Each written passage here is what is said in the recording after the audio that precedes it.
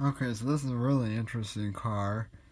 This is a Spyker. So this is, I think DCT made this. Does it say on the bottom?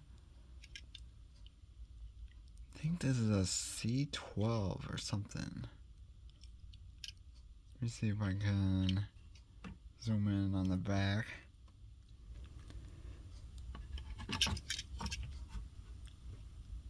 Oh, it doesn't say. But yeah, this is really interesting.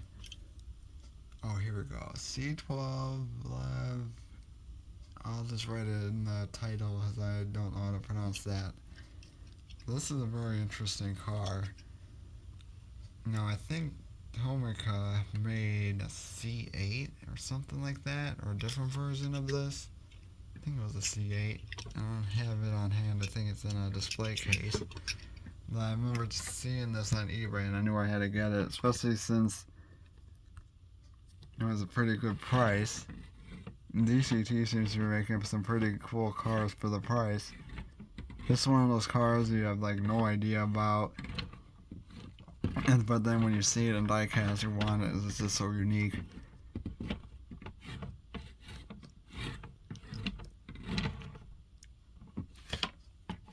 So now I'm gonna show some details. So definitely, this is loaded with details.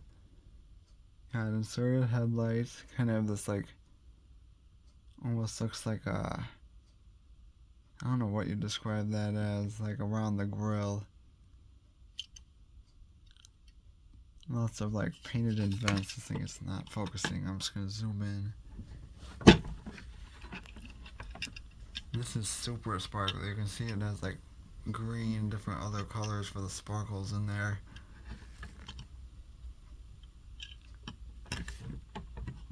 And Spykers always have unique wheels that I don't think the Tomica had unique wheels. That's kind of the same kind of deep dish kind of style they use on a lot of their cars, which I think worked pretty well though. But this is very, looks to be pretty realistic. 4 exhaust coming out. I assume this is where the engine is. I don't remember what type of engine this has, if it's Audi or Mercedes, something like that.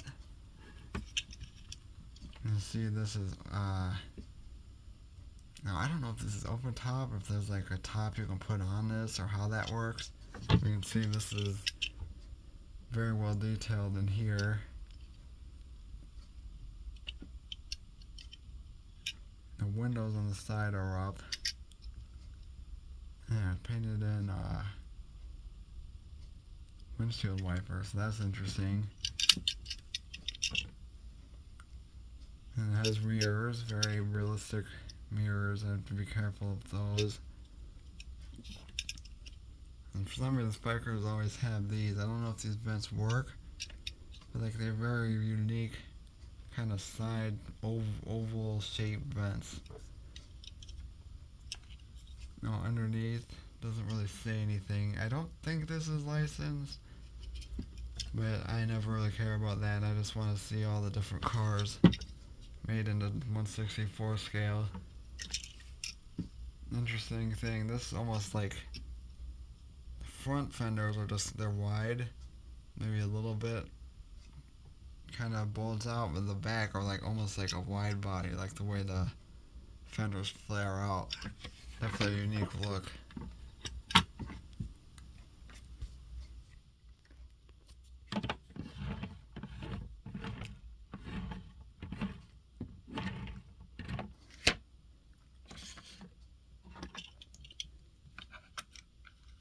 And it rolls kind of rough, but it does roll.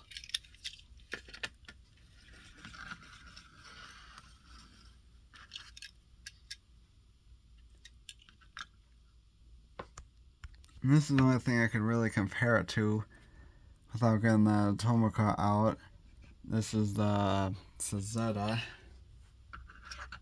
Oh, are these both called C12? No, this is B16. Yeah, that's right.